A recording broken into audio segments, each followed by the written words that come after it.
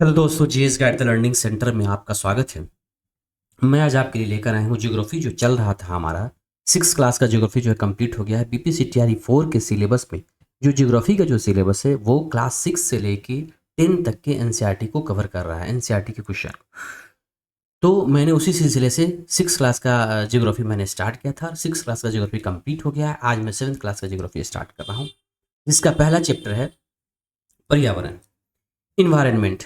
Environment के बारे में ये बातें आती है कि इन्वायरमेंट क्या होता है। पर्यावरण के बारे में इस चैप्टर में ये दिया हुआ है। सबसे पहले तो पर्यावरण के घटक हम उसको देखेंगे, उससे पहले एक बता देता हूँ इसका डेफिनेशन क्या है। किसी भी जीवित प्राणी के चारों ओर पाए जाने वाले लोग, स्थान, वस्तुएं एवं प्रकृति, नेचर, इसको क्या कहते हैं? पर्यावरण कहते हैं। ठीक है। हम लोग के चारों ओर पाए जाने वाले, चाहे आपके चारों ओर, चाहे हम लोग के चारों ओर, चाहे किसी भी जीवित प्राणी, चाहे वो जीव जंतु हो या पेड़ पौधे हो, उनके चारों ओर पाए जाने वाले जो भी लोग हैं, स्थान है, वस्तुएं हैं, प्रकृति है, इन सारे को हम पर्यावरण में के अंतर्गत देखते हैं। इसमें जीवीय और अजीवीय दोनों परिस्थितियां सम्मिलित हैं। जीवीय और अजीवीय का क्या मतलब? जीवीय का मतलब होता है सजीव प्राणियों का संसार, जैसे पादप। पादप में पेड़ पौधे आ गए और जंतु में हम लोग आ गए। ठीक है, जानवर आ गए। और अजीवीय का मतलब निर्जीव पदार्थों का संसार। निर्जीव का मतलब जैसे स्थल, ये भूमि है, ये निर्जीव पदार्थ है। ठीक है। पर्वत है, निर्जीव पदार्थ है। तो इन सारी चीज़ों को यह पर्यावरण के अंतर्गत लाते हैं।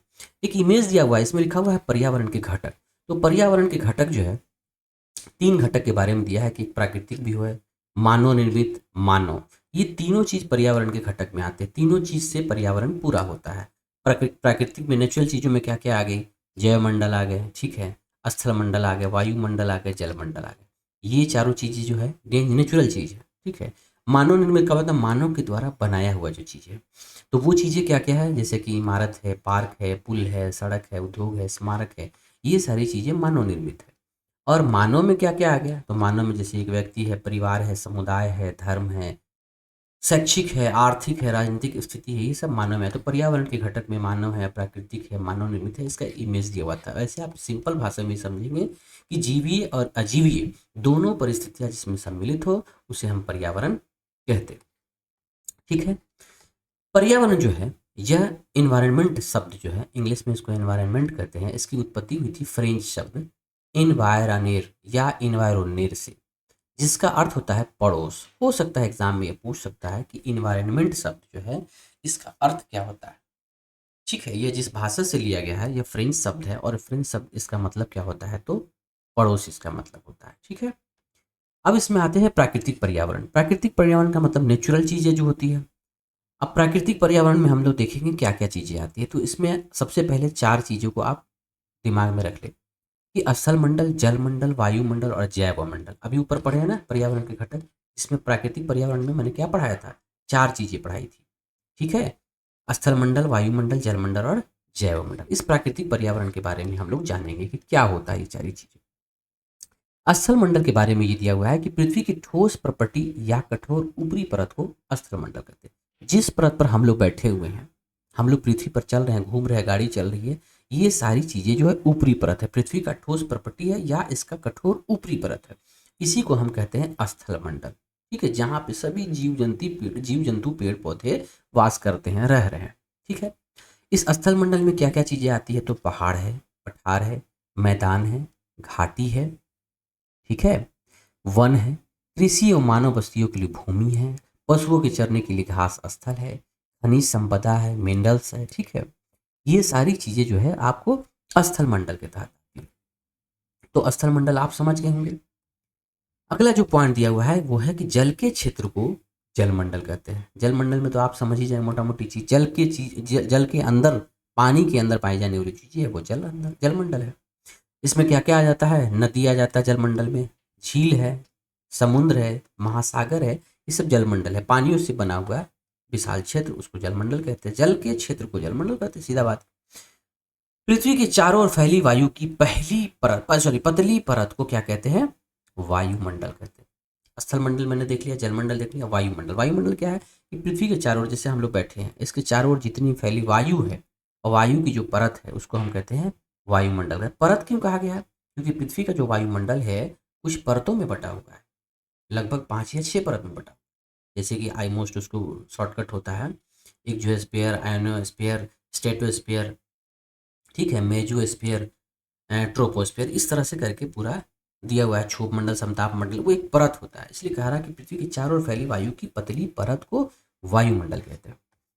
अब इस वायुमंडल में क्या क्या चीजें आती है, जैसे कि गैस, धूलकण, जलवाष्प, ये वायुमंडल में ही पाया जाता है। एक अच्छा पॉइंट दिया हुआ है कि वायुमंडल में परिवर्तन होने से मौसम एवं जलवायु में परिवर्तन होता है। इस चीज को आपको नोट कर लेना है, ठीक है। ये क्वेश्चन भी कहीं कहीं शायद मैंने देखा है कि वायुमंडल में परिवर्तन होने से मौसम एवं जलवायु में परिवर्तन होता है। हमारा मौसम जो चेंज होता है, वायुमंडल में चेंजिंग आती है तो मौसम चेंज हो जाता है, ठीक है। तीनों चीज मैंने देख लिया। अब चौथा चीज जो है वो है पादप एवं जीव जंतु।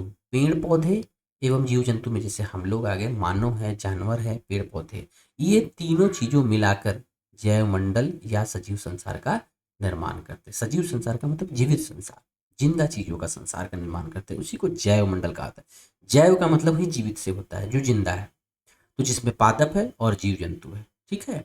ये दोनों मिलकर जैव मंडल या सजीव संसार का निर्माण करते हैं।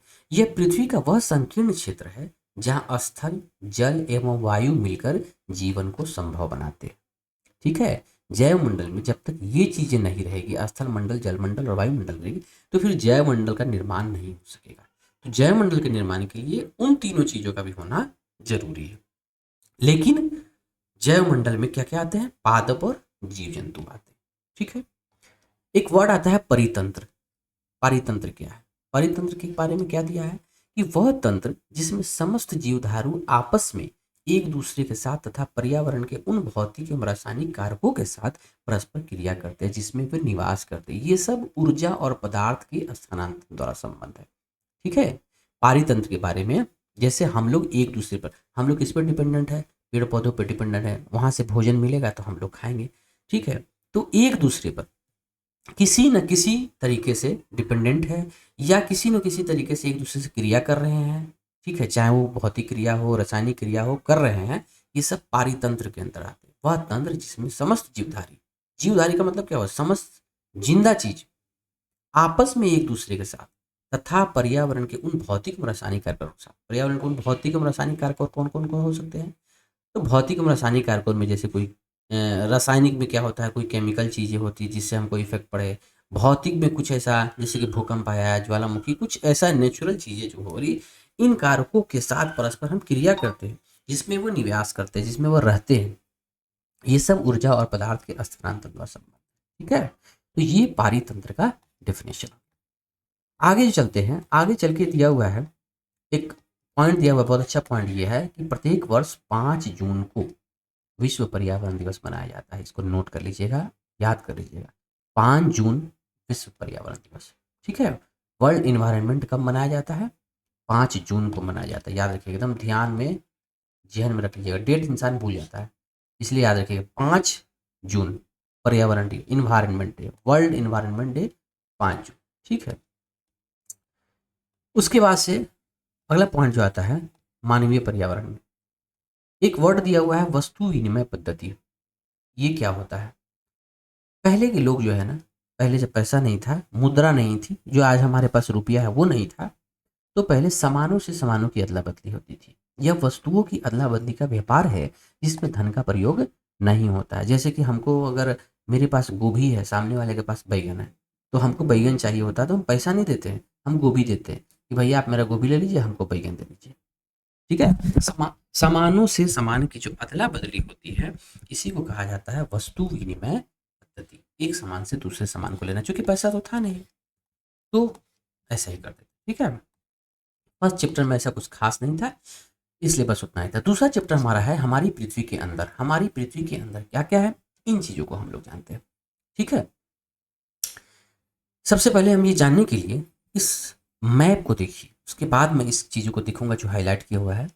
सबसे पहले इस नक्शा को देखिए, ये पृथ्वी है हमारे, जो पृथ्वी का एक नक्शा दिया हुआ है वर्ल्ड का।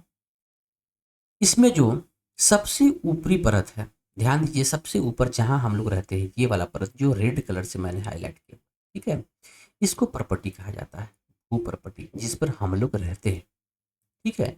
तो पृथ्वी की सबसे ऊपरी परत को प्रपटी कहते हैं, ठीक है। और इसी को कहते हैं स्थलमंडल, जो मैंने वहाँ पढ़ा है कि स्थलमंडल क्या है, तो पृथ्वी का सबसे ऊपरी भाग जो स्थलमंडल कहलाता है, ठीक है। तो इसको हम प्रपटी कहते हैं, इस चीज़ को आप ध्यान में रखिएगा, ठीक है। ये जो प्रपटी है, ये जो सॉरी पहले पृथ्वी का जो ये परत है, ये 3 भागों में बांटा गया। सबसे ऊपरी भाग को जो है क्रस्ट कहा जाता है, ठीक है। क्रस्ट इसमें लिखा हुआ नहीं है, शायद लिख देते हम। इसका सबसे ऊपरी जो परत है इसको कहा जाता है क्रस्ट। ये इंग्लिश नेम है, हिंदी में लिख दी है, ये कहा जाता है क्रस्ट, ठीक है। और इसके बाद से लगभग 2900 किलोमीटर नीचे तक, जमीन के नीचे 2900 किलोमीटर तक यह मेंटल है, इसको कहा जाता है मेंटल, ठीक है। और इसके जस्ट फिर 3500 किलोमीटर नीचे जाइएगा, जब पृथ्वी के एकदम कोर में जाइएगा 3500 किलोमीटर, इसको क्रोड कहा जाता है। क्या कहा जाता है? क्रोड कहा जाता है। ध्यान रखिएगा, 3 चीजों में परत को बांटा गया। तीनों नाम को एकदम जहन में रख लीजिएगा। सबसे ऊपरी परत क्रस्ट, ये पूरा मैप नहीं देखिए अभी आप, जितना हम समझा रहे हैं बस उसको ध्यान दीजिएगा, पूरी तरह से एकदम क्लियर हो जाएगा। सबसे ऊपरी परत को क्रस्ट कहते हैं, बीच वाला परत जो है वो मेंटल है, सबसे जो कोर बिंदु है, जो केंद्र बिंदु है, उसको हम कहते हैं क्रोड। ये क्रोड जो है वो 3500 किलोमीटर तक, ठीक है, ये चलता है। और सबसे लास्ट में छोटा सा जो सेंटर पॉइंट है उसको आंतरिक क्रोड कहा जाता है, ये, ठीक है। तो इस चीज को आप एकदम ध्यान में रखिएगा। जो ऊपर का भूप्रपटी है, जो भूप्रपटी है, अब भूप्रपटी कितना किलोमीटर तक है, तो इसको ध्यान में रखिएगा, ये 35 किलोमीटर है। ऊपर का जो प्रपटी की बात कर रहे हैं, हम लोग जिस पर रहते हैं उसकी बात कर रहे हैं। हम लोग महाद्वीप पर रहते हैं, महासागर की बात नहीं कर रहे हैं, महाद्वीप की जिस पर हम लोग रहते हैं। महासागर में ये चीजें चेंज हो जाएगी, वो मैं आगे बताऊंगा। सबसे पहले जो हम बता रहे समझा रहे उसको देखिए ध्यान से, कि भूप्रपटी जो होता है वो 35 किलोमीटर तक भूप्रपटी होता है, जिसे क्रस्ट कहा जाता है, ठीक है। और उससे जस्ट नीचे जाते हैं 2900 किलोमीटर। ये किलोमीटर हम क्यों समझा रहे हैं, ये एग्जाम में पूछा हुआ क्वेश्चन सब, इसलिए 2900 किलोमीटर तक ये मेंटल है। और फिर उसके जस्ट नीचे जो है वो 3500 किलोमीटर तक वो क्रोड है। कहने का मतलब ये है कि पृथ्वी के जो प्रपटी जिस पर हम लोग रहते हैं, इस पृथ्वी के कोर बिंदु क्रोड, जो सबसे आंतरिक क्रोड है, वहां तक पहुंचने में हमें 6371 किलोमीटर का सफर तय करना पड़ता है। इसको जोड़ के हम नहीं कर रहे हैं, बल्कि इसका एग्जैक्ट दिया हुआ है नीचे, 6371 किलोमीटर इसके आंतरिक क्रोड है, ठीक है। यहाँ तक पहुंचने में हमें लगता है, इसको आप ध्यान में रखिएगा। प्रपटी जहां हम रह रहे हैं वो ये जगह है, और यहाँ से हमको क्रोड तक पहुंचने में 6371 किलोमीटर का सफर तय करना पड़ता है। ये लगभग में दिया हुआ है, देखिए यहाँ लिखा हुआ है कि पृथ्वी के केंद्र तक पहुंचने के लिए आपको समुद्र की सतह पर, देखिए समुद्र की सतह दिया हुआ है, लेकिन हम महाद्वीप की बात कर रहे हैं, जिस महाद्वीप पर हम लोग रह रहे हैं, 6000 किलोमीटर गहराई तक खोदना होगा, ठीक है, केंद्र में पहुंचने की। ये एवरेज में दिया हुआ है, वो भी समुद्र की सतह से दिया गया हुआ, इसलिए मैं यहाँ महाद्वीप से लिया गया हूँ। ये 6371 किलोमीटर, इसको आप ध्यान में रख लीजिएगा, ठीक है। अब इसमें दूसरी चीज क्या आती है, सवाल पूछता है क्रस्ट किस चीज का बना होता है। तो क्रस्ट के बारे में शॉर्टकट ट्रिक याद रखिएगा, सियाल, इसे हम सियाल कहते हैं। क्यों ऐसा नाम दिया गया है सियाल? सियाल इसलिए दिया गया है, पूछता है कि क्रस्ट किन किन चीजों से मिलकर बना है। तो सियाल अगर आपको याद रहेगा तो सियाल से याद रखिएगा, SI से सिलिकॉन होता है और AL से एल्युमिनियम होता है, ठीक है। तो सियाल में आपको शॉर्टकट याद हो गया, सियाल का सिलिकॉन और एल्युमिनियम से जो बना हुआ है उसे हम क्रस्ट कहते हैं। तो क्रस्ट का एक दूसरा नाम सियाल, आप ध्यान रखिएगा, क्रस्ट या सियाल, ठीक है। ये दोनों चीजें एकदम ध्यान में रख लीजिएगा, क्रस्ट या सियाल। उसके जस्ट नीचे जो है मेंटल है, इसका दूसरा नाम है सीमा, सीमा कहा जाता है। जैसे सियाल इसको बोले, इसको सीमा कहेंगे। सीमा का मतलब हो गया SI से सिलिकॉन और Ma से मैग्नीशियम। तो सिलिकॉन और मैग्नीशियम से जो बना हुआ है वो मेंटल है। और फिर उसकी बाद क्रोड की बारी आती है, तो क्रोड में याद रखिएगा इसका नाम है नीफे। और नीफे का मतलब Na से हो गया निकेल, Na से हो गया निकेल, और Fe से होता है फेरस। फेरस का मतलब लोहा, आयरन। तो निकेल और आयरन लोहा से बना हुआ है, निकेल और फेरस से बना हुआ है नीफे। क्रोड किससे बना हुआ है? तो क्रोड का नाम ही नीफे, आप याद रखिएगा तो आपको समझ में आ जाएगा। सबसे ऊपरी परत का नाम क्या है? क्रस्ट। बीच वाले का सीमा, उसके अंदर का नीफे, याद रहेगा। सबसे ऊपरी परत का सियाल, उसके बीच वाला का सीमा और अंदर वाले का नीफे, ठीक है, नाम क्या है, ऊपरी परत का क्रस्ट या सियाल, इसको ऐसे याद रखिए, क्रस्ट या सियाल, क्रस्ट या सियाल। और नीचे में मेंटल या सीमा, मेंटल या सीमा। अंदर वाले में क्या है, क्रोड या नीफे, क्रोड या नीफे। ऐसे क्या याद रखें, क्रस्ट सियाल करिएगा तो सिलिकॉन और एल्यूमिनियम, मेंटल सिलिकॉन और मैग्नीशियम, क्रोड निकेल और फेरस। इस तरह से तीनों नाम आपको याद रहे। ठीक है, किलोमीटर मैंने आपको बता दिया कि जो महाद्वीपीय प्रॉपर्टी है वो 35 किलोमीटर तक जो है प्रॉपर्टी रहती है, क्रस्ट रहती है। उसके जस्ट 2900 किलोमीटर नीचे मेंटल है, 3500 किलोमीटर क्रोड है। ठीक है, ये 3 किलोमीटर में आप याद। अब एक अगला पॉइंट ये पूछता है कि पृथ्वी जो हमारा बना हुआ है इसमें तो 3 परत है, तो इन तीनों परत का परसेंटेज कितना है, सबसे ज्यादा किसका परसेंटेज, तो सबसे ज्यादा परसेंटेज जो है 83% जो है वो नीफे का है, क्रोड सबसे ज्यादा है पृथ्वी में। ठीक है, क्रोड, नीफे जो है वो ज्यादा है, 83% है, 83% क्रोड है। और मेंटल जो है वो 16% है, यहाँ दिया हुआ है। ठीक है, यह 83% है या 16% है। और प्रॉपर्टी जो है बहुत ही कम है, 35 किलोमीटर है, इसलिए इसको 0.5% लिखा गया है। ठीक है, तो ऊपर वाला जो प्रॉपर्टी है सबसे कम है, उसके बाद थोड़ा सा ज्यादा है, और सबसे ज्यादा नीचे वाला है 83%। ठीक है, तो परसेंटेज भी याद रखिएगा। 4 चीजें मैंने आपको बताई है। ऊपर वाला का नाम क्या है, क्रस्ट या सियाल। नीचे वाला का नाम क्या है, मेंटल या सीमा। उससे नीचे क्या है, क्रोड या नीफे। क्रस्ट किससे बना है, सिलिकॉन और एल्यूमिनियम। मेंटल किससे बना है, सिलिकॉन और मैग्नीशियम। क्रोड किससे बना है, निकेल और फेरस। ठीक है, भू प्रॉपर्टी कितने किलोमीटर तक का है, 35 किलोमीटर तक है। मेंटल कितने किलोमीटर है, 2900 किलोमीटर। क्रोड कितने किलोमीटर है, 3500 किलोमीटर। परसेंटेज में सबसे कम परसेंटेज किसका है, तो क्रस्ट का है 0.5%। उससे ज्यादा किसका है, 16% है मेंटल का। उससे ज्यादा किसका है, सबसे ज्यादा है 83% क्रोड का। ये चारों बातें मैंने आपको बता दी। अब एक ही चीज बस याद रखना है कि ये महाद्वीप का मत है। महासागर में क्या हो जाता है, चूंकि महासागर समुद्र जो हम लोग सतह पर है इससे थोड़ा सा नीचे समुद्र है, इसलिए बस एक ही चीज फर्क है, ये 35 किलोमीटर जो है ना, ये 5 किलोमीटर रहता है बस। महासागर में 5 से 10 किलोमीटर ही यह ऊपर का प्रॉपर्टी रहता है, बाकी सारी चीजें सेम है। बस इतना ही फर्क है, इसको याद रखिएगा। ये महाद्वीप है, महाद्वीप का मतलब जिसमें हम लोग रह रहे हैं, महासागर का मतलब पानी से भरा हुआ है। तो चूंकि ऑलरेडी वो नीचे है तो थोड़ा सा नीचे होगा, तो इसका मतलब इसको उसके ऊपर तो प्रॉपर्टी होगा नहीं। तो 35 किलोमीटर यहाँ, और उसको याद रख लीजिएगा 5 किलोमीटर। ठीक है, ये पॉइंट याद रखिएगा। ये सारी चीजें मैंने बता दी। अब एक लास्ट चीज बच गया है, वो है टेम्परेचर। आप जेहन में बताइए सबसे ज्यादा टेम्परेचर कहाँ का होगा, ऊपर का होगा, बीच का होगा, कि सबसे कोर में जो होगा उसका होगा। तो याद रखिए सबसे जो कोर में जो है उसका टेम्परेचर बहुत ज्यादा हाई होता है। ताप और दाब दोनों वेरी हाई।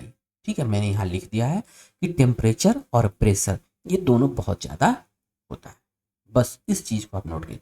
जितनी चीज़ें मैंने आपको समझाई अगर जेहन में घुस गया होगा तो ये सारा जो डिफिनेशन मैंने आपको हाईलाइट जो किया है ये सारी बातें आपको ध्यान में। ठीक है, ये दिया हुआ है कि ऊपरी परत को प्रॉपर्टी कहते हैं, ऊपरी परत को प्रॉपर्टी कहते हैं, मैंने बता चुका है। ये सबसे पतली परत होती है, यह महाद्वीपीय संहति में 35 किलोमीटर। ठीक है, मैंने सबको एक जगह ही समझा दिया, बस उसको यहाँ लिखा हुआ है, इसको जेहन में रखने के लिए। किलोमीटर है, समुद्री सतह में केवल कितना लिखा है, 5 किलोमीटर। समुद्री सतह में 5 किलोमीटर और महाद्वीपीय संहति में 35 किलोमीटर। ठीक है, महाद्वीपीय संहति मुख्य रूप से किससे बनी है, सिलिका और एल्यूमिना से बनी है। ठीक है, इसलिए इसे क्या कहा जाता है, सियाल, सी और एल, सियाल कहा जाता है, सिलिका तथा एल्यूमिनियम कहा जाता है। महासागर की प्रॉपर्टी का मतलब क्या हुआ, ये मेंटल प्रॉपर्टी की बात हो रही है, मेंटल। ठीक है, तो मेंटल प्रॉपर्टी किससे बनी होती है, सिलिका एंड मैग्नीशियम से बनी होती है। इसे क्या कहा जाता है, सीमा, शॉर्टकट में सीमा मैग्नीशियम कहा जाता है। ठीक है, ये दोनों चीजें हैं। उसका लिखा है प्रॉपर्टी के ठीक नीचे मेंटल होता है जो 2900 किलोमीटर की गहराई तक फैला होता है। मैंने ऊपर भी बता दिया इसको भी बारे में। इसकी सबसे आंतरिक परत क्या होती है, क्रोड होती है, ये भी मैंने ऊपर बता दिया है। जिसकी त्रिज्या लगभग 3500 किलोमीटर, मैंने बता दिया है। त्रिज्या का क्या मतलब हो गया, कि एक हुआ है, और त्रिज्या का मतलब ये, जैसे कि त्रिज्या के बारे में हम लोग क्या पढ़ते हैं, ये वृत्त है और यह ये सेंटर है, और यहाँ से जो प्रॉपर्टी है उसको मिलाने वाली जो रेखा है इसको क्या कहते हैं, त्रिज्या कहते हैं। यही तो त्रिज्या था जिसको हम लोग छोटा आर से डिनोट करते हैं। तो इस त्रिज्या के बारे में क्या हुआ कि यहाँ से यहाँ तक पहुँचने में उतना किलोमीटर का सफर करना पड़ेगा, तो यहाँ से यहाँ तक पहुँचने में 3500 किलोमीटर का सफर करना पड़ेगा। तो ये आंतरिक क्रोड की लंबाई दी हुई है। अब क्रोड के बारे में दिया हुआ है कि क्रोड किन किन चीज़ों से बना हुआ है, तो मैंने भी बताया है कि क्रोड के बारे में याद रखिए, क्रोड का नाम क्या है, नीफे। तो यह मुख्यतः किस चीज़ से बना है, निकेल एवं लोहे की बनी। ठीक है, इसलिए इसे कहा जाता है नीफे कहा जाता है।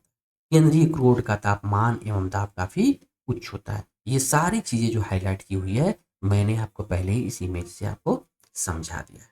ठीक है, ये एकदम जेहन में रहना चाहिए। अगर आपको नहीं समझ में आएगा तो वीडियो को फिर से रिपीट करके देख लीजिएगा। इसमें पॉइंट दिया हुआ है कि विश्व की सबसे गहरी खान जो है, खान समझते हैं, जमीन की खुदाई होती है, जब पहाड़ों की खुदाई होती है, पठारों की खुदाई होती है, तो उसमें से खनिज निकलता है। ठीक है, खनिज मिनरल्स निकलते हैं। मिनरल्स में बहुत सारी चीज़ें हो सकती है, सोना है, लोहा है, चांदी है, तांबा है, बहुत सारी चीज़ें हैं जो निकलती है। तो विश्व की सबसे गहरी खान, दुनिया की सबसे गहरी खान है वो साउथ अफ्रीका में, दक्षिण अफ्रीका में स्थित। दक्षिण अफ्रीका कहाँ स्थित है, किस महादेश में स्थित है, ये अफ्रीका महादेश में स्थित है। दक्षिण अफ्रीका एकदम साउथ में सबसे नीचे है। ठीक है, तो यहाँ जो है दुनिया की सबसे गहरी खान है, जिसकी गहराई कितनी है, 4 किलोमीटर तक। 4 किलोमीटर तक इसकी गहराई है, उतना नीचे तक जाइएगा तो आप खनिज मिलेगा। ठीक है, लेकिन तेल की खोज में इंजीनियर ने 6 किलोमीटर तक इसको खोज चुके हैं, ताकि तेल और मिले और मिले, बहुत ज़्यादा मिले। ठीक है, तो ये एक पॉइंट याद रखिएगा, इसके बारे में मैंने आपको बता दिया।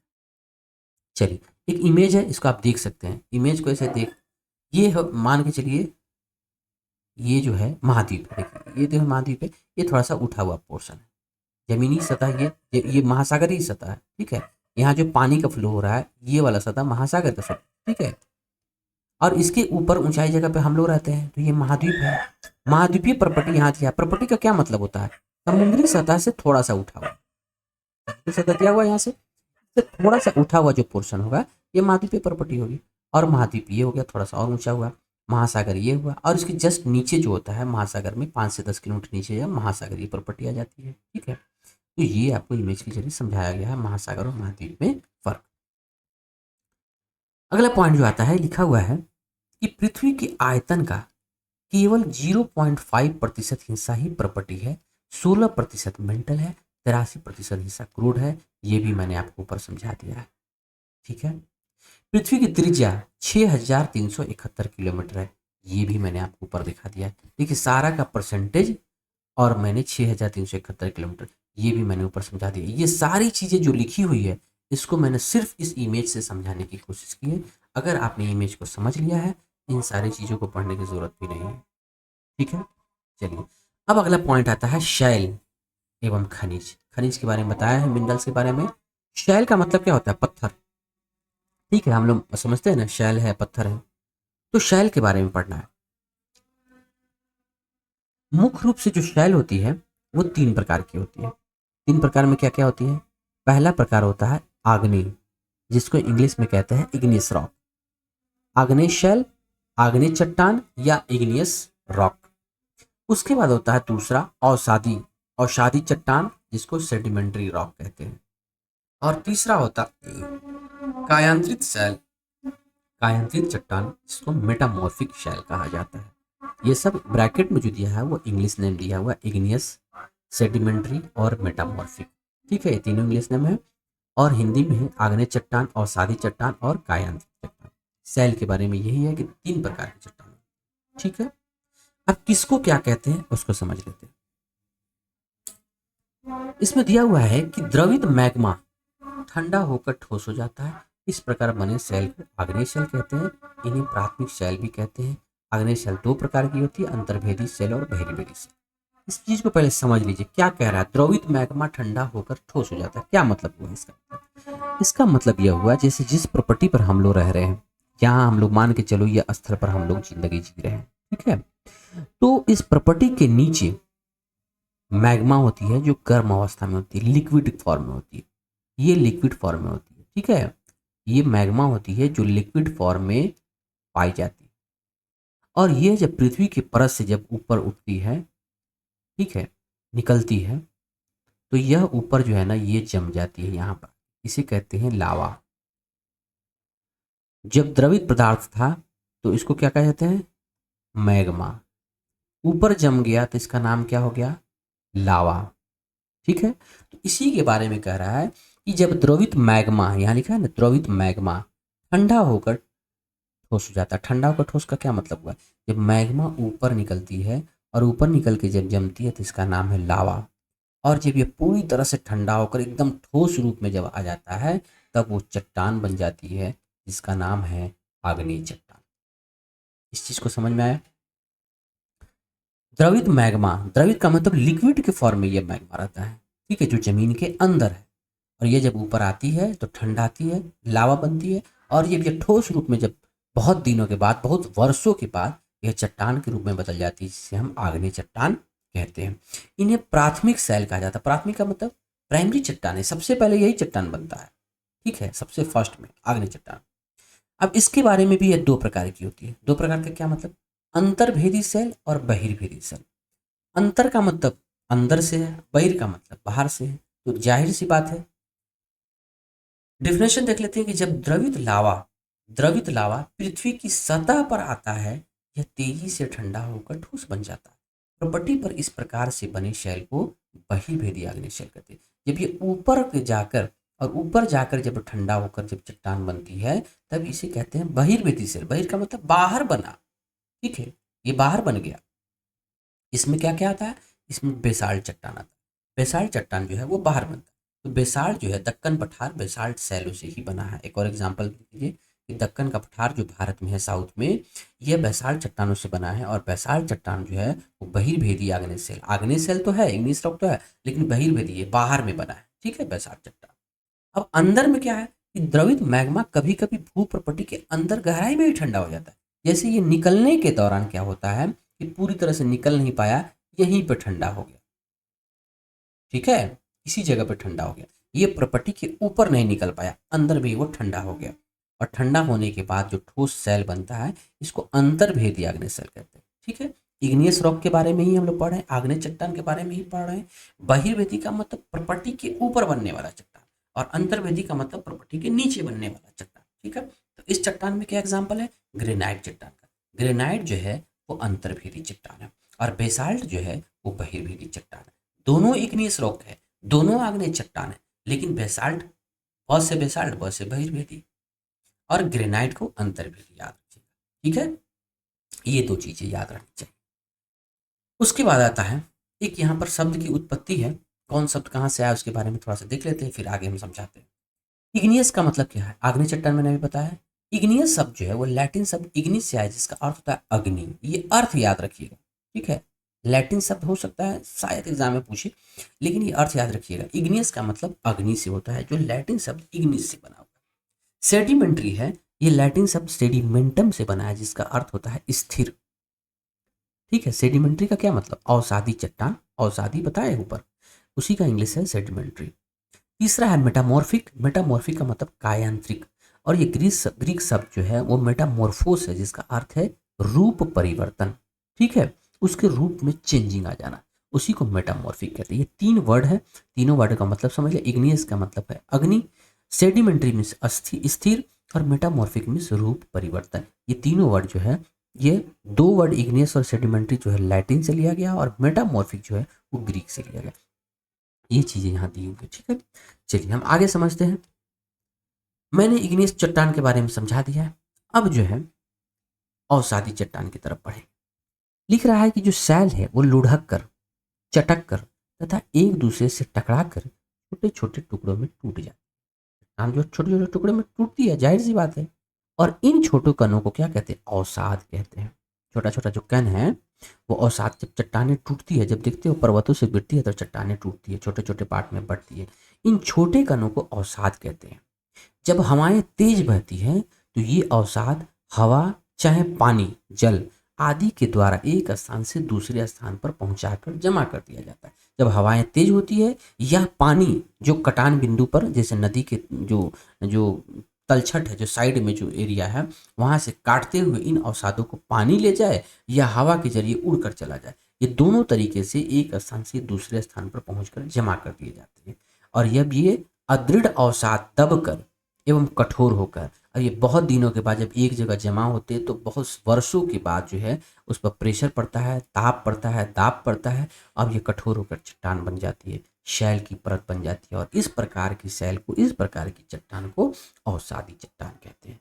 तो अवसादी चट्टानों का क्या मतलब हुआ?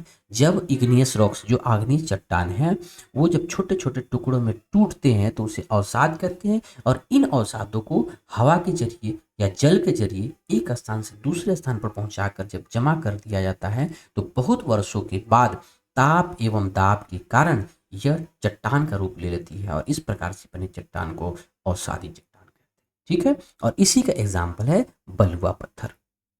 बलुआ पत्थर किसका एग्जाम्पल है? अवसादी चट्टान का है। आग्नेय चट्टान का क्या क्या एग्जाम्पल दिए थे? बैसाल्ट और ग्रेनाइट। लेकिन इसमें भी हो सकता है कहीं बहिर्वेदी और अंतर्वेदी पूछ ले, तो ब से बेसाल्ट और ब से बहिर्वेदी याद रखिएगा, ग्रेनाइट में अंतर्वेदी। ठीक है। और अवसादी चट्टान का एग्जाम्पल क्या हो गया? बलुआ पत्थर। ठीक है। अब बलुआ जो पत्थर जो अवसादी चट्टान है, इनके बारे में एक और पॉइंट याद रखिएगा कि इन पत्थरों में जीवाश्म भी हो सकते हैं, जीवाश्म। ठीक है। किसमें? अवसादी चट्टानों में जीवाश्म हो सकते हैं। अब आप पूछिएगा जीवाश्म किसे कहते हैं, उसके बारे में यहाँ दिया हुआ है कि शैलों की परतों में दबे, पत्थरों की परतों में दबे मृत पौधों एवं जंतुओं के अवशेषों को जीवाश्म कहते हैं। जैसे पत्थर है और उसमें जो दबा हुआ जो पेड़ पौधा है, बहुत सारे जंगल जो है यूं ही नष्ट हो जाते हैं, अंदर जमीन के अंदर धंस जाते हैं, चले जाते हैं। बहुत सारे जंतु जो है वो जमीन के अंदर दबे हुए रहते हैं। इन सारा का जो अवशेष होता है, जो उसका पार्ट बचा हुआ रहता है, उसी को हम लोग जीवाश्म कहते हैं। जैसे पता चलता है फलाने जगह खुदाई हुई तो हड्डी मिली है, फलाने जगह खुदाई हुई तो मिट्टी के बर्तन मिले। ठीक है। तो मिट्टी के बर्तन तो नहीं, वो तो वास्तुकार वास्तुलिथि हो गया, लेकिन ये वस्तु हो गए। लेकिन इसमें जो है जैसे कि जीवित शरीर, जैसे कि पेड़ पौधे, ये भी तो सजीव है, जंतु ये भी सजीव है। सजीव चीज जब मरकर जमीन के अंदर दब जाते हैं तो इससे जो अवशेष मिलता है उसे हम जीवाश्म कहते हैं। और इसी जीवाश्म में तेल भी आता है। तेल कहाँ से आता है? यही पौधे एवं जंतुओं के सड़ने गलने से बहुत करोड़ों वर्षों के बाद जो है ना, ये हमें प्राप्त होती है। तो जीवाश्म जो है अवसादी चट्टानों में पाए जाते हैं। इसको आप नोट कर लीजिएगा, एग्जाम एक क्वेश्चन भी पूछ सकता है। उसका अगला पॉइंट ये है, तीसरा क्वेश्चन, जो तीसरा मैंने चट्टान बताया था वो बताया था कायांतरित चट्टान, रूपांतरित सेल, मेटामॉर्फिक सेल, जिसका रूप परिवर्तन होता है। इसमें लिखा हुआ है कि आग्नेय एवं अवसादी चट्टान, दोनों चट्टान के बारे में। आग्नेय भी चट्टान हो सकता है या अवसादी चट्टान होता है। उच्च ताप एवं दाब के कारण जब इस पर हाई टेम्परेचर एवं प्रेशर पड़ता है तो यह कायांतरित सेलों में परिवर्तित हो सकती है। ठीक है। मेटा चट्टानों में ये चेंज हो जाती है। एग्जाम्पल के तौर पर क्या ले लेंगे? एग्जाम्पल के तौर पर चिकनी मिट्टी स्लेट में तथा चूना पत्थर संगमरमर में परिवर्तित हो जाती है। जैसे चिकनी मिट्टी जो है, ठीक है, और यह स्लेट में चेंजिंग हो जाती है। जो चेंज हो रहा है, इसका रूप परिवर्तन हो रहा है, यही तो कायांतरित चट्टान है। चूना पत्थर जो है इसका भी रूप परिवर्तन हो जाता है और यह संगमरमर में बदल जाता है। तो यही तो कायांतरित चट्टान है। कायांतरित चट्टान क्या मतलब? रूप में परिवर्तन हो जाना। तो उदाहरण के लिए चिकनी मिट्टी स्लेट में, हम चूना पत्थर संगमरमर में परिवर्तित हो जाती है। तो कायांतरित चट्टानों के बारे में याद रखना है कि जब आग्नेय चट्टान और अवसादी चट्टानों में उच्च ताप एवं दाब के कारण कायांतरित सेलों में जब परिवर्तित हो जाती है तो उसे हम कायांतरित चट्टान कहते हैं। ठीक है। चलिए अगला पॉइंट दिया हुआ है एक ये लाल किला के बारे में कि लाल किला किस चट्टान से बना है? तो ये लाल बलुआ पत्थर से बना है, तो याद रखिएगा लाल बलुआ पत्थर से बना है। बलुआ पत्थर किसका एग्जाम्पल है? आग्नेय चट्टान या अवसादी चट्टान? ठीक है। ये आग्नेय चट्टान या अवसादी चट्टान है? बलुआ पत्थर के बारे में मैंने बताया कि वो अवसादी चट्टान है। यहाँ बताया था बलुआ पत्थर, देखिए यहाँ लिखा है ना बलुआ पत्थर, तो यह क्या है? अवसादी चट्टान। तो लाल बलुआ पत्थर से बना है लाल किला। ताजमहल किससे बना है? सफेद संगमरमर से बना है। अब बताइए संगमरमर कैसा चट्टान है? आग्नेय चट्टान है, अवसादी चट्टान है, कायांतरित चट्टान? मैंने बताया था कि चूना पत्थर जब संगमरमर में रूपांतरित हो जाता है मेटामॉर्फिक चट्टान कहलाता है, कायांतरित चट्टान कहलाता है। तो संगमरमर कैसा चट्टान हो गया? कायांतरित। ठीक है। तो यह बना है अवसादी चट्टान से, यह बना है कायांतरित चट्टान से, यह बना है लाल बलुआ पत्थर से, यह बना है सफेद संगमरमर से। ये लाल किला और ये ताजमहल है। ठीक है। अगला आता है शैल चक्र। शैल चक्र क्या होता है? पत्थरों का एक चक्र होता है। पत्थर जो है कैसे टूटते हैं, कैसे बनते हैं, उसके बारे में। इस इमेज को देख लीजिए, जो यह इमेज है वही इसमें लिखा हुआ है। ठीक है। पहले आप इसको इमेज से समझा देते हैं, फिर आप इसको पढ़ लीजिए। ये इमेज में सबसे पहले क्या बना? मैग्मा बना। मैंने अभी आपको दिखाया था, इमेज में लिख कर समझाया था कि पृथ्वी के अंदर जो है वो मैग्मा जो है वो लिक्विड अवस्था में रहता है, लिक्विड फॉर्म में। जब यह पृथ्वी के ऊपर आता है और पृथ्वी के ऊपर लावा बनता है, उसके बाद बहुत करोड़ों वर्षों बाद ठंडा होने के बाद ये चट्टान में परिवर्तित हो जाती है, जिसे हम क्या कहते हैं? आग्नेय चट्टान कहते हैं। ठीक है। तो ये आग्नेय चट्टान बन सकता है और फिर हो सकता है ये आग्नेय चट्टान फिर जो है ना जमीन में धंस कर ये फिर मैग्मा का रूप ले ले, इसलिए एरो इधर से उधर दिया हुआ है। ठीक है। तो इससे बनता है आग्नेय चट्टान। फिर इस आग्नेय चट्टान टूटते हैं तो किससे क्या बनते हैं? अवसाद बनते हैं, तलछट बनते हैं, छोटे छोटे टुकड़ों में बढ़ जाते हैं। और इस तरह से जो बने चट्टान है उसे क्या कहते हैं? अवसादी चट्टान कहते हैं। ठीक है। फिर ये अवसादी चट्टान या आग्नेय चट्टान, इस दोनों चट्टान में जब ताप एवं दाब के कारण रूप में परिवर्तन होता है, ठीक है, फॉर्म में परिवर्तन होता है, तब इसे कायांतित चट्टान कहा जाता है। ठीक है, और फिर कायांतित चट्टान जो है वो जमीन के अंदर धंसकर फिर ये मैग्मा का रूप ले लेते हैं। वो कायांतित भी हो सकते हैं, अवसादी भी हो सकते हैं, और आग्नेय चट्टान में, तो तीनों फिर जमीन के अंदर धंसकर ये फिर मैग्मा का रूप ले लेते हैं। तो शैल चक्र यही है, मैग्मा से आग्नेय चट्टान बना, आग्नेय चट्टान से फिर अवसादी चट्टान बना, आग्नेय से कायांतित चट्टान बनता है। कभी कभी क्या होता है कि आग्नेय चट्टान ही रूपांतरित होकर कायांतित बन जाता है, जरूरी नहीं कि अवसादी बनना। ठीक है, तो आग्नेय से भी रूपांतरित कायांतित बन सकता है और आग्नेय से अवसादी भी बनेगा। ठीक है, और कायांतित के बाद मैग्मा, फिर अवसादी के बाद भी मैग्मा और आग्नेय के बाद भी मैग्मा, ये तीनों भी मैग्मा का रूप ले लेते हैं। तो यही है शैल चक्र, यही आपको इसमें लिखा हुआ है, उसको मैं पढ़ के बता देता हूँ। लिखा है कि द्रवित मैग्मा ठंडा होकर ठोस आग्नेय सेल बन जाता है पहले। ये आग्नेय सेल छोटे छोटे टुकड़ों में टूटकर एक स्थान से दूसरे स्थान पर स्थानांतरित होकर अवसादी चट्टान का निर्माण करते हैं। ताप एवं दाब के कारण ये आग्नेय एवं अवसादी सेल कायांतित सेल में बदल जाते हैं। अत्यधिक ताप एवं दाब के कारण कायांतित सेल पुनः पिघल कर द्रवित मैग्मा बन जाती है। कायांतित सेल किसमें होती है? फिर से मैग्मा बन जाती है। यह द्रवित मैग्मा पुनः ठंडा होकर फिर ठोस आग्नेय सेल में परिवर्तित, फिर ठंडा होता है तो फिर आग्नेय चट्टान बन जाती है। ये शैल चक्र जो है दिया हुआ है, हो सकता है कि एग्जाम में पूछ ले किसकी बात क्या है। शैल के बारे में यह है कि शैल जो है ना विभिन्न तरह के खनिजों से बनी होती है। खनिज मिनरल्स के बारे में बताया, इसके बारे में। और उस मिनरल्स का उपयोग करते हैं, कुछ का उपयोग करते हैं ईंधन की तरह होता है, जैसे कोयला है, प्राकृतिक गैस है, पेट्रोलियम है। ठीक है, इनका उपयोग उद्योगों, औषधि एवं उर्वरक में भी होता है। इसका खनिजों का उपयोग, जैसे लोहा है, एल्युमिनियम है, सोना है, यूरेनियम है, ये सब खनिज है, इनका उपयोग होता है। तो सेल विभिन्न खनिजों से बना हुआ था। इस तरह से आपका दूसरा चैप्टर भी कंप्यूटर है, ऑब्जेक्टिव था, मैंने बना दिया। द्रवित मैग्मा से बने सेल आग्नेय सेल कहलाती है। पृथ्वी की सबसे भीतरी परत क्रोड कहलाती है। सोना, पेट्रोलियम, कोयला किसके उदाहरण? खनिज की, अभी देखा है। शैल जिसमें जीवाश्म पाए जाते हैं, देखिए जिसमें जीवाश्म पाए जाते हैं, बताया था आपको, अवसादी चट्टान में ही जीवाश्म पाए जाते हैं। और पृथ्वी की सबसे पतली परत जो है, सबसे ऊपरी परत है, और उसे क्या कहते हैं?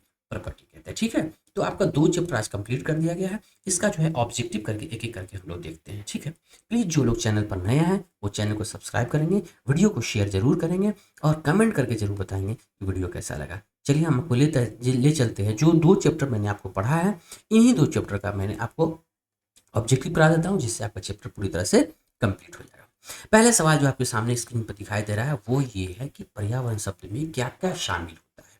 इन्वायरमेंट शब्द में क्या क्या शामिल होता है? केवल प्राकृतिक तत्व, केवल मानव निर्मित तत्व, प्राकृतिक व मानव निर्मित दोनों तत्व, केवल सामाजिक तत्व। बताइए आप, इसका आंसर क्या होगा? तो इसका आंसर हो जाएगा प्राकृतिक एवं मानव निर्मित दोनों तरह के तत्व जो है वो पर्यावरण शब्द में शामिल है। दूसरे सवाल की तरफ चलते हैं, और दूसरा सवाल ये कहता है कि निम्नलिखित में से कौन जैविक घटक है? जैविक घटक का क्या मतलब?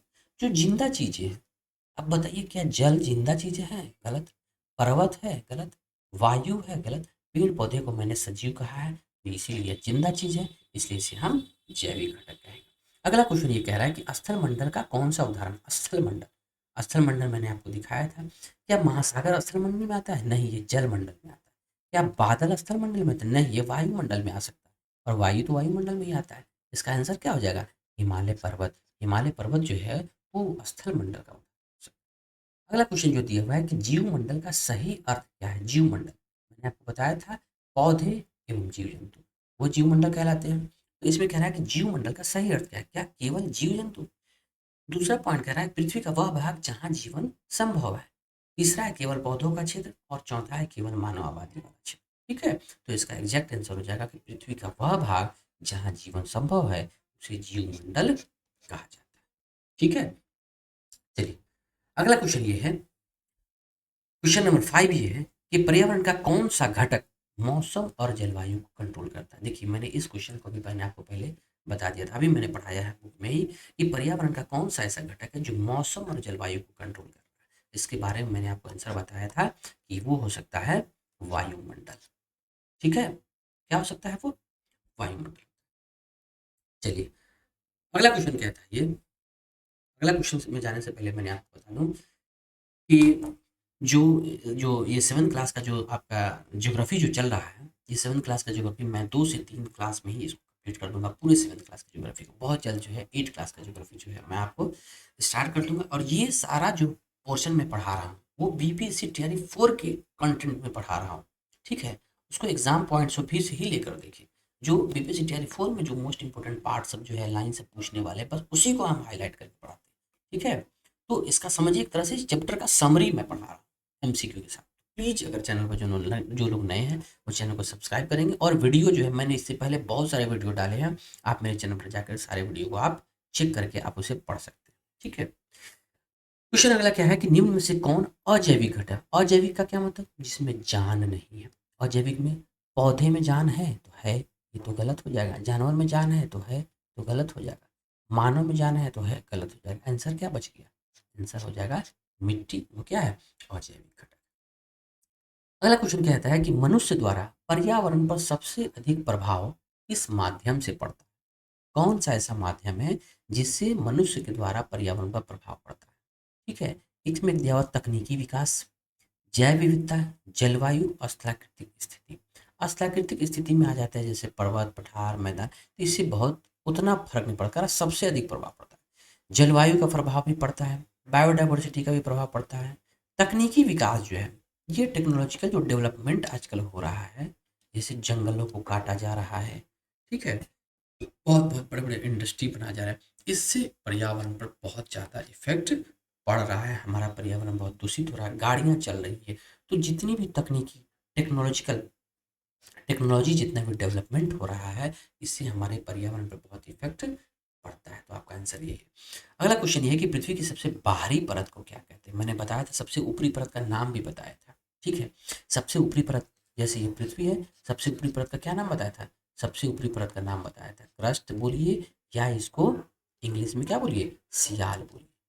और उसके जस्ट नीचे वाला परत को क्या बताया था, इसकी बताया था मेंटल बोलिए, या इसको सीमा बोलिए, ठीक है।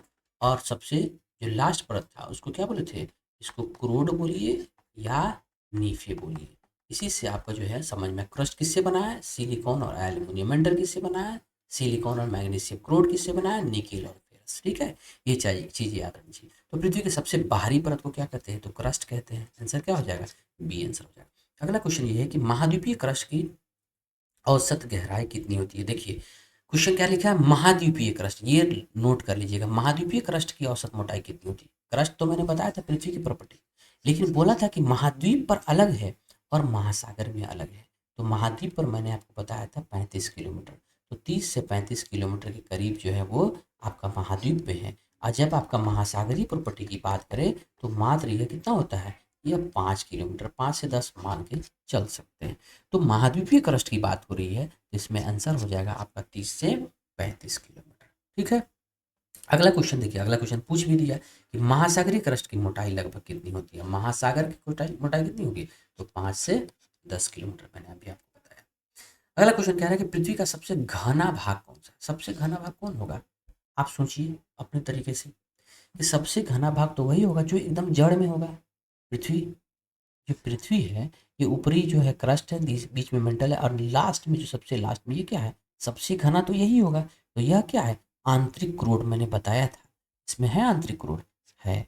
डी आंसर में हो जाएगा आंतरिक क्रोड, ये सबसे घना भाग होगा। अगला क्वेश्चन ये कहता है कि कोर में मुख्य रूप से कौन से तत्व पाए जाते हैं। कोर में याद रखिएगा, तो कोर मतलब क्रोड, तो क्रोड में क्या नाम याद रखना है, क्रोड या नीफे। तो नीफे का मतलब क्या होगा, निकेल होगा और फेरस होगा, निकेल होगा और लोहा होगा। निकेल और लोहा वाला जो ऑप्शन है वो आपका आंसर है सी आंसर। अगला क्वेश्चन ये बताया है, अगला क्वेश्चन ये दिया हुआ है कि महाद्वीपीय जो क्रस्ट है किस प्रकार की चट्टान से बनी होती है। महाद्वीपीय जो क्रस्ट है, ऊपर का जो क्रस्ट है, वो किस प्रकार की चट्टान से बनी होती है, आप सोच सकते हैं, ठीक है। तो महाद्वीपीय जो क्रस्ट है वो किस प्रकार की चट्टान से बनी है, वो ग्रेनाइट चट्टान से बनी है, ठीक है। ये आप ध्यान रखिए। अगला जो पॉइंट है, महासागरीय क्रस्ट की मुख्य चट्टान कौन सी है। तो महासागरीय क्रस्ट जो है वो मुख्य चट्टान कौन सी है, तो वह बेसाल्ट चट्टान से बनी है, ठीक है। महासागरीय क्रस्ट जो है वो बेसाल्ट चट्टान से बनी है। अगला है, पृथ्वी की 3 मुख्य परतें कौन सी है।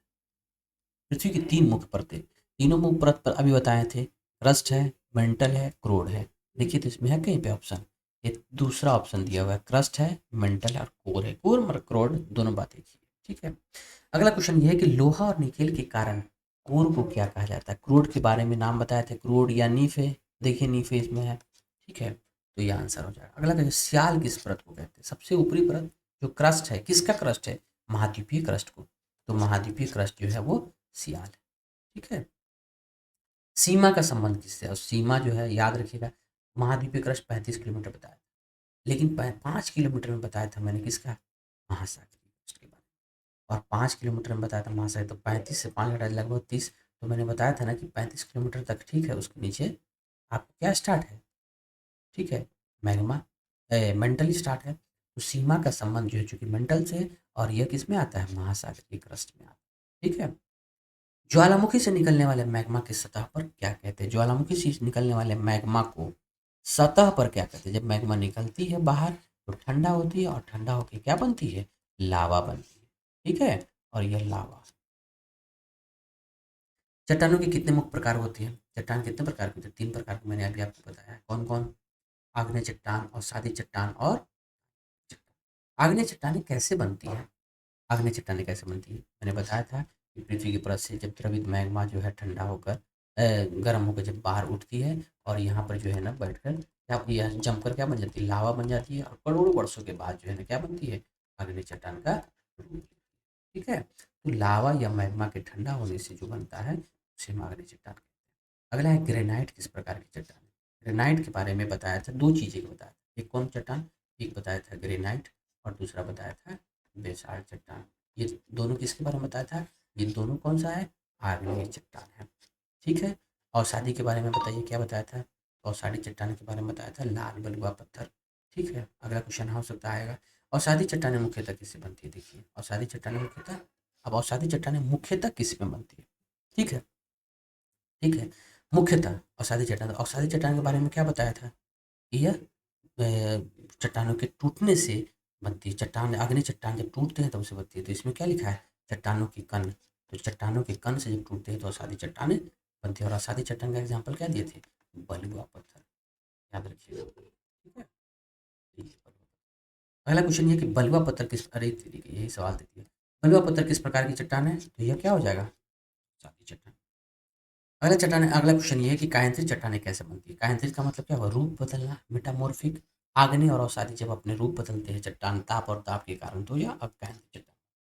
ऑप्शन हो जाएगा, आंसर हो जाएगा बी, अवसादी या आग्नेय चट्टानों के दबाव और ताप से जो चट्टान बनते हैं उसे हम कायांतरित चट्टान।